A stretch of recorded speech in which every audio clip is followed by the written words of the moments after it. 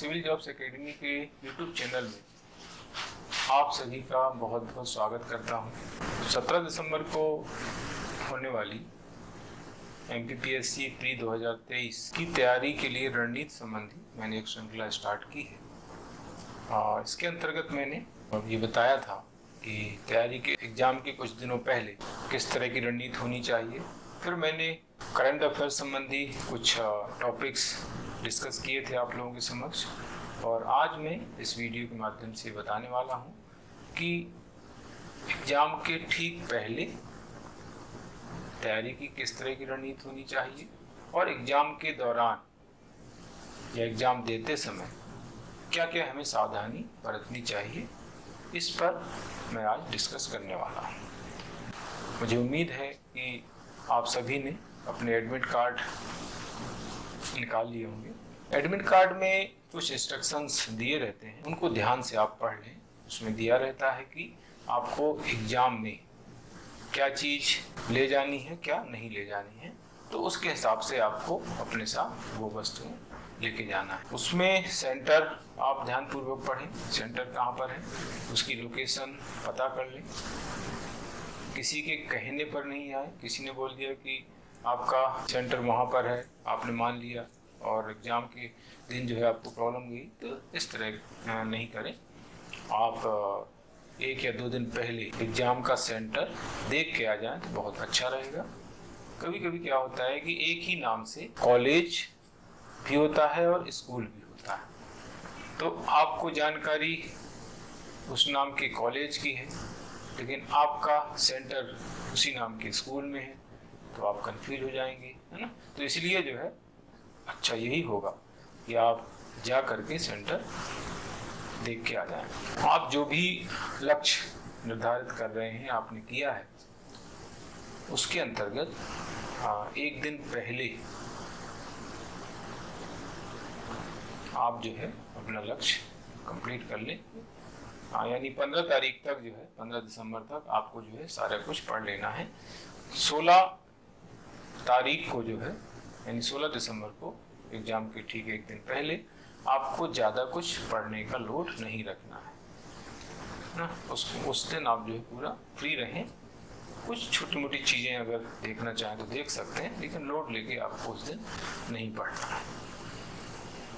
उस दिन रात में आपको हल्का खाना लेना है, जल्दी सो जाना है। रात में जो है ध्यान रहे कि सब्जेक्ट संबंधी, कोर्स संबंधी जो है एनालिसिस नहीं करना है। सोते समय जो है इन चीज़ों का विचार मन में नहीं लाना है। अगर ऐसा हुआ, आपने सोचना स्टार्ट किया, तो आप जो है पूरी रात सोचते रहेंगे, आपको नींद नहीं आएगी। उस दिन नींद जो है बहुत अच्छी होनी चाहिए, जिससे आप फ्रेश रहें और सुबह पेपर देने में आपको इजी हो, है ना। सुबह जल्दी उठ जाएं और पेपर का जो टाइम है उसके 1 घंटे पहले आप जो है घर से निकल जाएं सेंटर के लिए।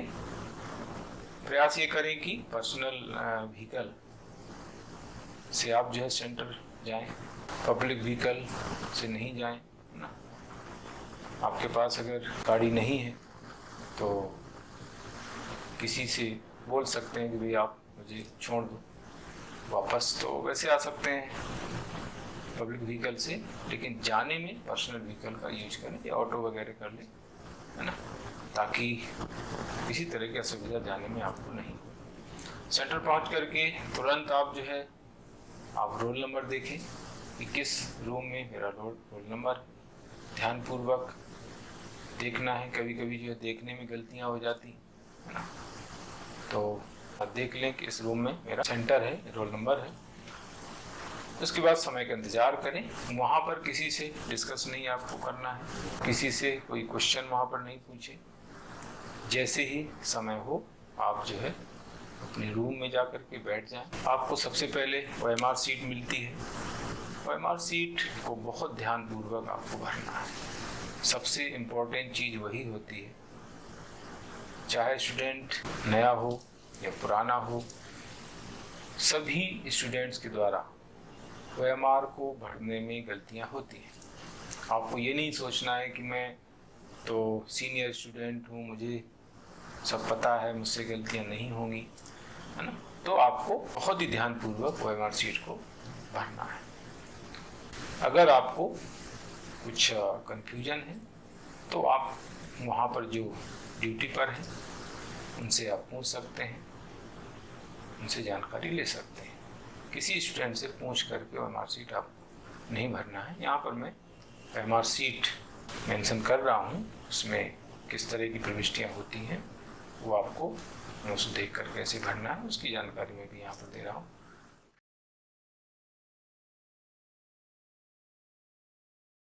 देखिए ये OMR शीट है, मॉडल OMR शीट है जो स्क्रीन पर डिस्प्ले हो रही है। आप लोगों को समझाने के हिसाब से मैंने यहाँ पर ये डिस्प्ले किया हुआ है, ये है इस तरह से।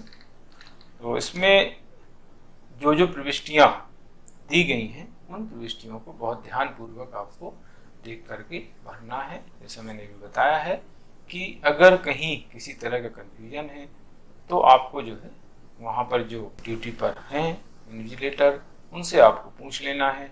किसी स्टूडेंट से पूछ करके ये नहीं भरना है। और एक इम्पॉर्टेंट बात यह है कि किसी स्टूडेंट की OMR शीट देख करके आपको नहीं भरना है। कभी कभी ऐसा हो जाता है कि किसी की OMR शीट देख करके स्टूडेंट भरने लग जाते हैं, तो उसका जो रोल नंबर है वो अपने OMR शीट में भर लेते हैं, उसकी डेट ऑफ बर्थ अपनी OMR शीट में भर दी जाती है। तो इस तरह की मिस्टेक्स जो होती हैं स्टूडेंट से वो आपको नहीं करना है।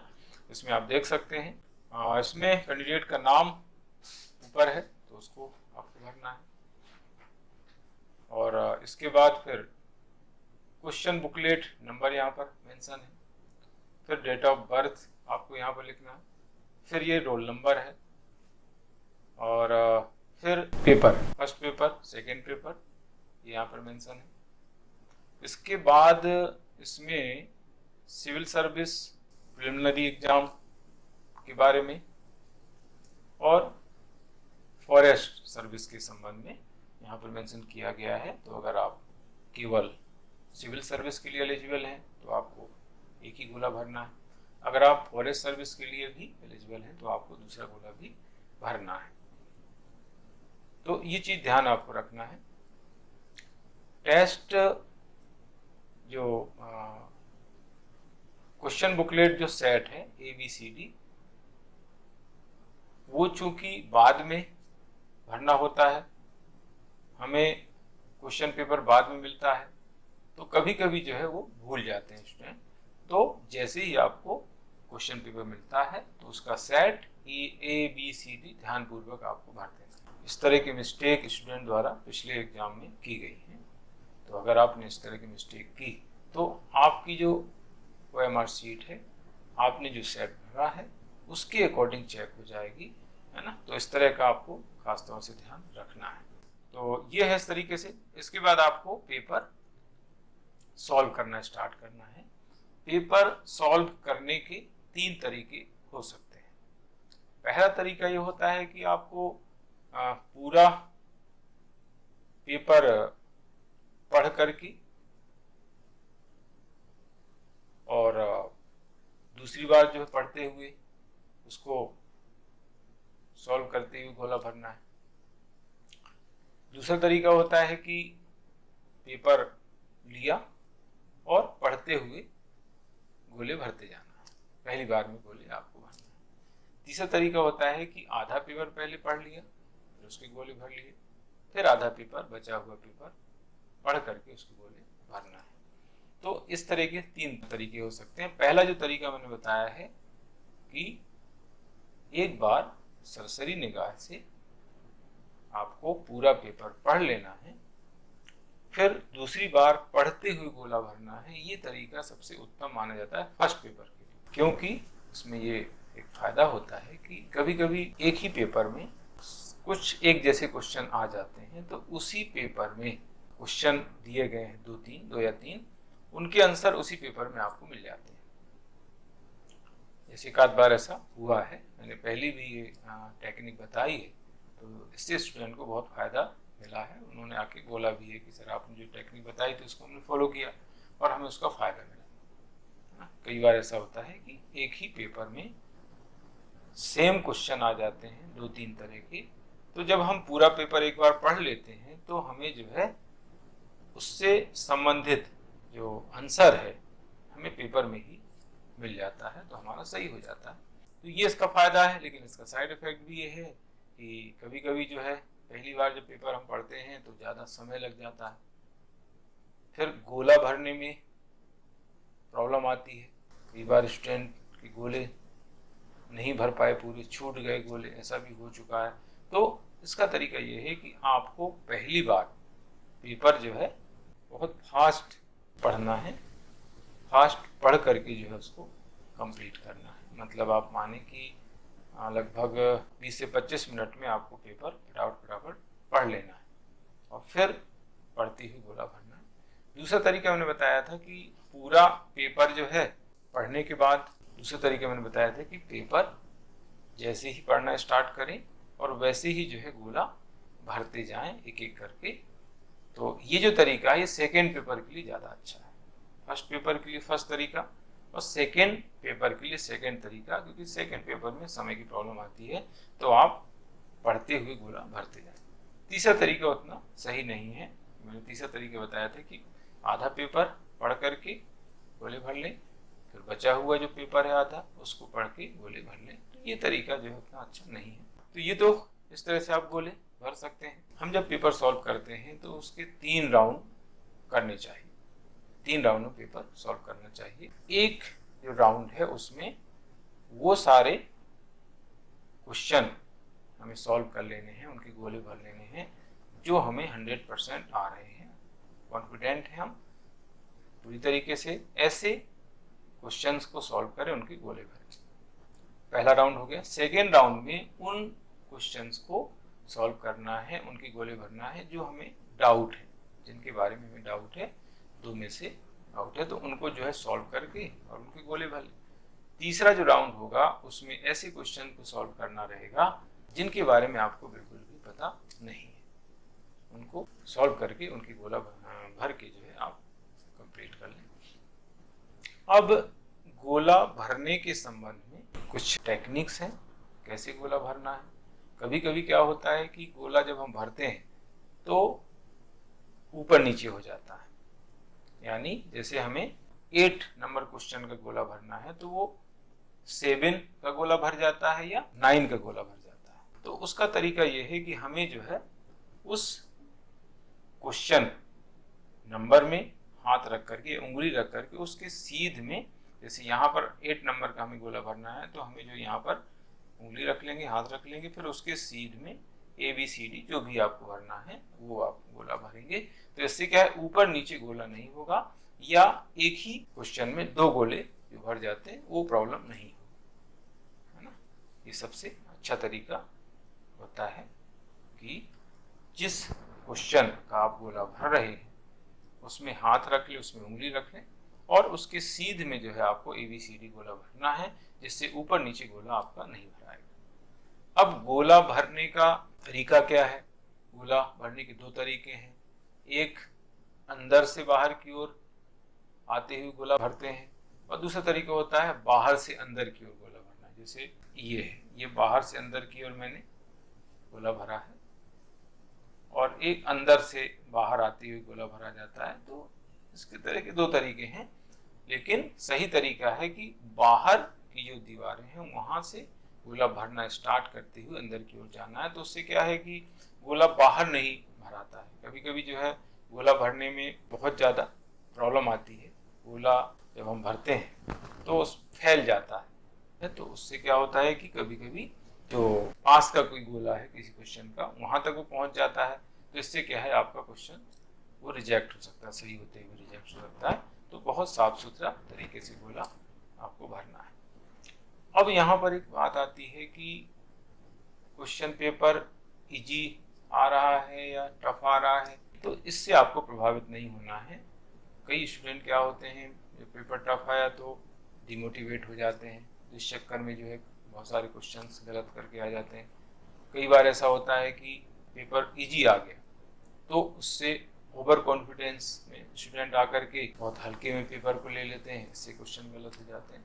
तो पेपर जैसा भी आए, सरल आए कठिन आए, आपको उससे प्रभावित नहीं होना है। आपको ये दिमाग में रखना है कि जो पेपर है वो सभी के लिए है। अगर सरल है तो सभी के लिए सरल, कठिन है तो सभी के लिए कठिन है, सभी ने तैयारी की है ना। तो इससे आपको जो है उससे प्रभावित हुए बिना अच्छे से सोच समझ करके आपको पेपर सॉल्व करना है। पेपर के जो क्वेश्चंस हैं उनमें चारों ऑप्शन सही ढंग से पढ़ करके आपको पेपर सॉल्व करना है। कभी कभी क्या होता है कि इतना इजी क्वेश्चन लगता है कि उसमें स्टूडेंट चार ऑप्शन पढ़ते ही नहीं, एक ऑप्शन उसने पढ़ा, उसको लगा ये सही है, फिर बाकी ऑप्शन नहीं पढ़ता है और उसको लगा के आगे बढ़ जाता है।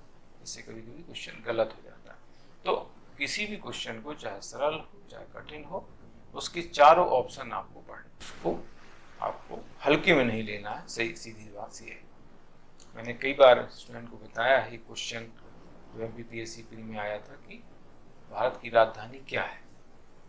उसमें एक ऑप्शन स्टार्टिंग का दिल्ली था और लास्ट का एक ऑप्शन नई दिल्ली था। तो कई स्टूडेंट ने दिल्ली लगा के आगे बढ़ लिया, वो क्वेश्चन उनका गलत हो गया। तो ये बहुत इजी क्वेश्चन था। इस तरह क्वेश्चन बहुत सारे एग्जाम में आते हैं और बच्चे गलत करके आ जाते हैं। तो किसी भी क्वेश्चन को आपको हल्के में नहीं लेना है और उसके चारों ऑप्शंस सही ढंग से पढ़ करके आपको गोला लगाना है।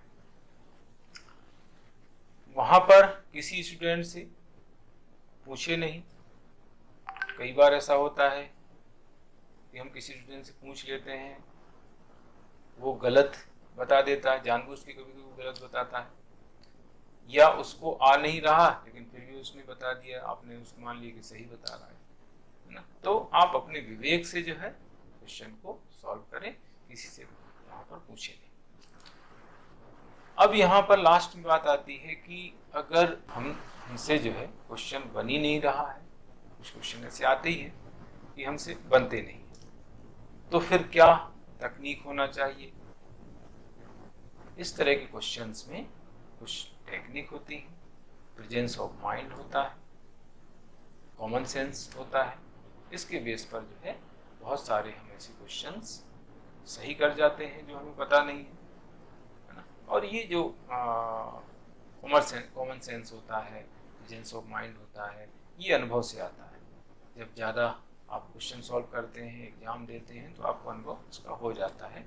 उससे हम जो है बहुत सारे ऐसे क्वेश्चंस भी सही कर ले जाते हैं जो हमें वहाँ पर नहीं आ रहे हैं, क्योंकि निश्चित रूप से 10 से 15 क्वेश्चंस या कभी कभी 20 क्वेश्चंस ऐसे आएंगे जो आपसे नहीं बनेंगे। तो उनसे आपको घबराने की जरूरत नहीं है। जो क्वेश्चन आपको आ रहे हैं उनको बहुत ठंडे दिमाग से सोच करके सॉल्व करें। अब जो क्वेश्चन नहीं आ रहे हैं, आपको तुक्का लगाना है, तो उसके कुछ तरीके हैं, कुछ टेक्निक्स हैं जो मैंने पहले भी कई बार बताई हैं, उनको आप अपना सकते हैं। लेकिन वो तकनीक जो है कब आपको अपनाना है, जब आपको बिल्कुल भी क्वेश्चन नहीं आ रहा है, चारों ऑप्शन में से कुछ भी आपको पता नहीं है, आपको तुक्का लगाना है। तो ऐसी स्थिति में कुछ तकनीक अपनाई जा सकती है। लेकिन आपको अगर क्वेश्चन आ रहा है तो फिर ये तकनीक आपको अपनाने की जरूरत नहीं है। पहली तकनीक ये है कि जैसे ही आप क्वेश्चन पढ़ते हैं, फर्स्ट स्ट्राइक होता है, तुरंत दिमाग में आंसर आता है, तो आपको वो ऑप्शन सही लगा देना है, फिर उसमें कोई चेंज नहीं करना है। ऐसा क्यों होता है? ऐसा इसलिए होता है कि हम निरंतर चीजें पढ़ते रहते हैं, सुनते रहते हैं, तो कहीं ना कहीं जो है वो क्वेश्चन हमें टकरा जाता है, और जैसे ही हमारे सामने वो क्वेश्चन आता है, चार ऑप्शन आते हैं, तुरंत दिमाग में उसका आंसर हमारे आ जाता है। हमें ये पता नहीं रहता है कि ये क्वेश्चन हमने कहाँ पढ़ा है, किसने पढ़ाया है, किसने बताया है, लेकिन फिर भी कहीं ना कहीं वो टकराया हुआ होगा। अगर आपने उस पर ज्यादा सोचना स्टार्ट कर दिया तो आप मानो कि चारों ऑप्शन आपको सही लगने लगे। इसलिए आपको फर्स्ट स्ट्राइक जो ऑप्शन हुआ है उसको आपको सही मान करके और आगे बढ़ जाना, उस पर ज्यादा सोच विचार नहीं करना है, उसको चेंज नहीं करना है। पहली चीज हो गई। दूसरी चीज ये है कि कुछ ऐसे क्वेश्चंस आते हैं जिनमें उपरोक्त सभी आंसर होते हैं। तो ज्यादातर एमपीपीएससी में ज्यादातर जो है उपरोक्त सभी वाले जो आंसर होते हैं, ऑप्शन होते हैं, वो सही रहते हैं। लेकिन कभी कभी ऐसा नहीं भी होता है। तो आपको जो है इस तकनीक को कब अपनाना है, जब आपको बिल्कुल भी उसके बारे में, क्वेश्चन के बारे में कोई जानकारी नहीं है ना। उपरोक्त सभी वाला आंसर आप लगा सकते हैं अगर आपको बिल्कुल पता नहीं है तो। तीसरी चीज, कुछ ऐसे ऑप्शंस होते हैं जिसमें ज्यादा मैटर लिखा रहता है, लंबा ऑप्शन होता है, तो वो लंबा जो ऑप्शन है वो ज्यादातर सही रहता है। इसमें भी वही चीज मैं बता रहा हूं कि ये आपको तभी अपनाना है जब आपको बिल्कुल भी पता नहीं हो। तो लंबा वाला जो आंसर है वो ज्यादातर ऑप्शन है जो ज्यादातर सही रहता है।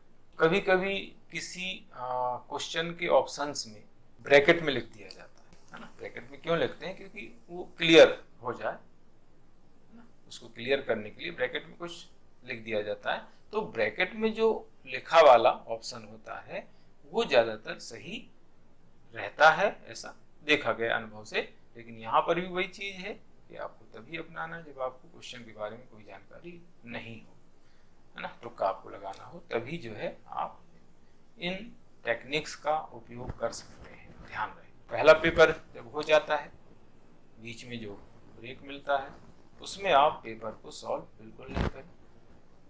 पेपर के बारे में किसी से कोई चर्चा नहीं करें, कोई विचार विमर्श नहीं करें। रेस्ट करें, थोड़ा बहुत ब्रेकफास्ट कर लें, पानी पिए, क्योंकि उसमें पढ़ने का ज़्यादा रहता नहीं है। फिर दूसरा पेपर दे करके बाद में जब घर आ जाएं तब जो है पेपर्स जो दिए हैं आपने उस पर विचार विमर्श करें।